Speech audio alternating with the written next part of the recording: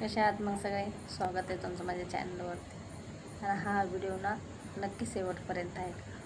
जास्त मोठा नाही बनवत, पण शेवटपर्यंत ऐका. काही चुकीचं बोलले का, कोणाला काही चुकीचं बोलते का, हे शेवटपर्यंत ऐका. नक्की मला कमेंटमध्ये सांगा. तर दादा, माझ्या गावाला ना, हे तुम्हाला माहिती, मला असं बसल्या बसल्या आठवण आले की मी व्हिडिओ बनवत असते. म्हणजे पहिली आठवण आली काय की व्हिडिओ बनवते.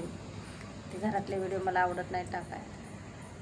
तर आमच्या गावाला सीना नदी आहे. सीना नदी मोठी नदी आहे, सीना नदी. आणि सीना नदीच्या त्या साईडला आम्ही अलीकडं राहतो, ते पलीकडं मंदिर आहे. असेच पावसाचे दिवस होते. पाऊस आला ना, म्हणजे ध्यानात खूप काही गोष्टी आठवतात मला पावसाच्या. तर त्या नदीच्या कडेला शंकराचं मंदिर होतं, अजून मंदिर होतं.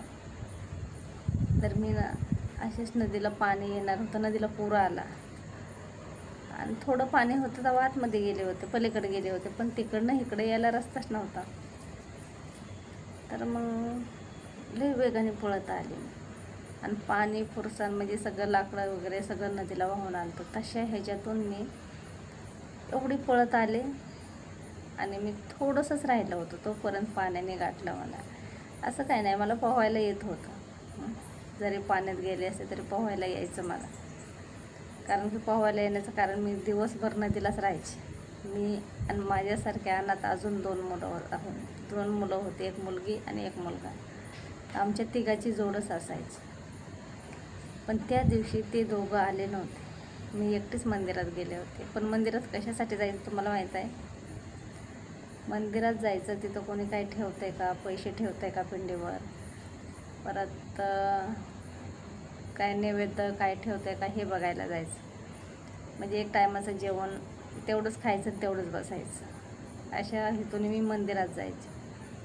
पण त्या पाऊस थोडंसं राहिलं क्रॉस करायचं, नदी क्रॉस करायची, तेवढंच मला पावसाने गाठलं. पाऊस तर येतच होता, पण पाण्याने.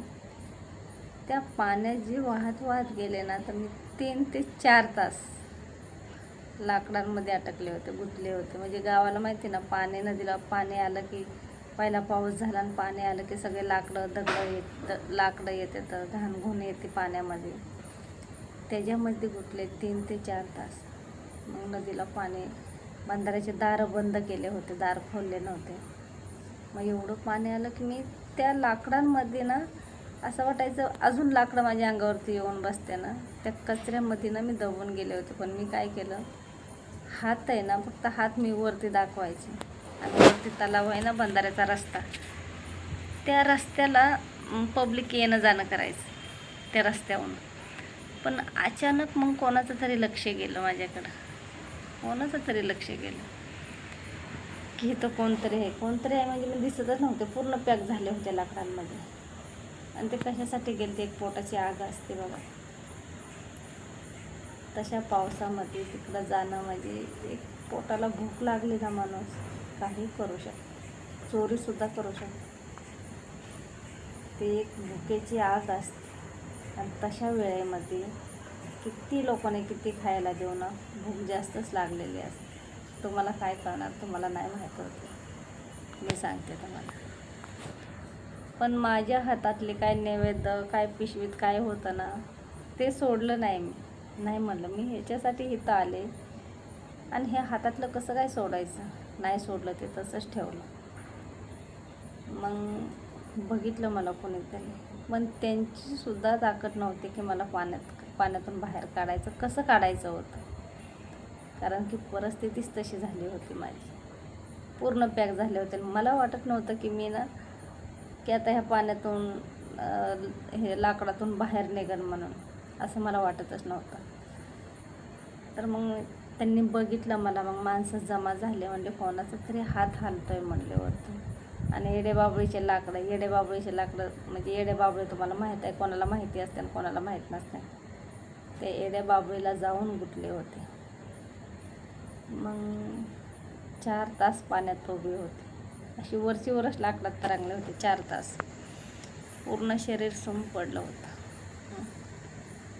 आणि वाट बघायची मला ना, असं कोणाला आवाज देता येत नव्हता. मस्त बंधाऱ्यावरून माणसं जायचे यायचे, पण मला आवाज म्हणजे थंडीने असं झालं ना, ते आवाज आतच आवाज राहिला होता माझा.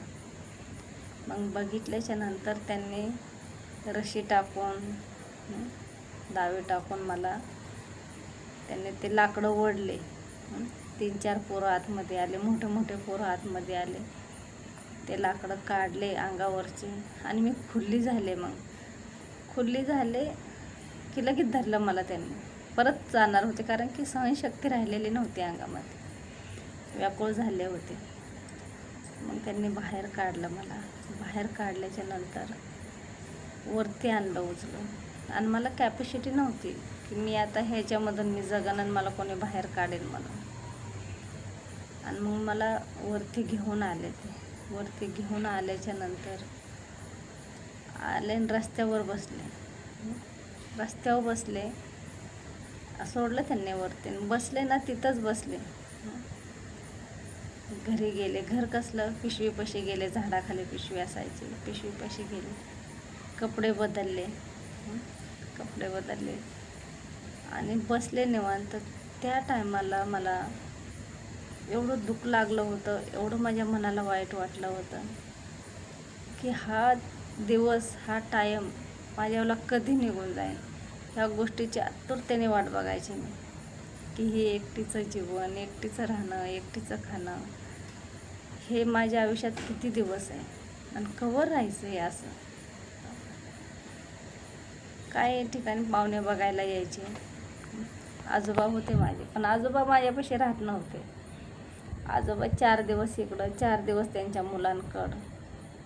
आजी ऑफ झाल्याच्या नंतर आजोबाने थोडीशी साथ सोडली त्या असं म्हणून आहे. पण विलाज नव्हता, ते पण थकले होते आणि ते मला कसे सांभाळणार.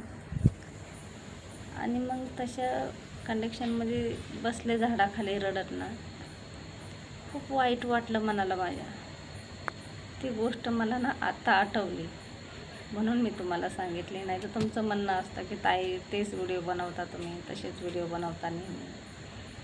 पण कसं असतं दादा, मनात आलेली गोष्ट ना असं वाटतं सांगितली तर बरं वाटतं. जे आपल्या आयुष्यात घडलं आहे ना ते सांगायला काहीच हरकत नाही. आणि ह्याच्यावर कोणी वाईट कमेंट करण्याचा विषय पण येत नाही की तुम्ही अशा का बोलल्या आणि तशा का बोलल्या. हा विषय येईन एक की तुम्ही सारखे तेच व्हिडिओ टाकता, तसेच व्हिडिओ टाकता असे म्हणत्या. पण असं ह्या व्हिडिओमध्ये वाईट, चुकीचं असं कुठंच कसलाच शब्द तुम्हाला आवडणार नाही. एक दादा येतं, ते माझे पूर्ण व्हिडिओ बघतात. मी जे काय बोलले ना ते सुद्धा ते सांगते ना एकदम व्यवस्थितपणे. कसं असतं ह्या दुनियामध्ये ना अपसवरती लोक झाल्यात. कोण कोणाचं नसतं. आपलं कोण आणि परखं कोण आता लोकांना समजत नाही ती गोष्ट. आता ना लय चेंज झालं आहे, वेगळं झालं आहे. एक रक्ताचं नातं म्हणजे आईबापाचंच. त्या मुलीने आईला आणि वडिलांनाच मनातली गोष्ट सांगावं, इतर कोणाला काही सांगून फायदा नाही. तर मला झालेला त्रास, झालेलं दुःख हे मी ना कधीच कोणाला सांगत नसायचे.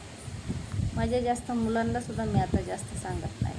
माझ्या नवऱ्यालासुद्धा कधी नाही सांगत की त्यांना टेन्शन येतं असं सांगितल्यावर.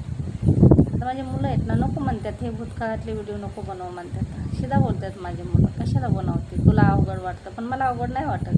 एक ती आठवण आहे ना, म्हणून ती आठवण मी तुमच्यासमोर मांडते. आणि मुलांना वाटतं हिला त्रास होतो आहे म्हणूनच व्हिडिओ बनवते. तर असं काही नाही. मी एक माझी पहिली आठवण सांगत होते तुम्हाला, त्याच्यावरती व्हिडिओ बनवला मी. आणि जसं माझ्या ध्यानात येईल ना तशा माझ्या पहिल्या आठवणी नक्कीच सांगणार तुम्हाला. आणि हा व्हिडिओ बरोबर आहे का चुकीचा आहे कसा आहे नक्की मला कमेंटमध्ये सांगा. कारण की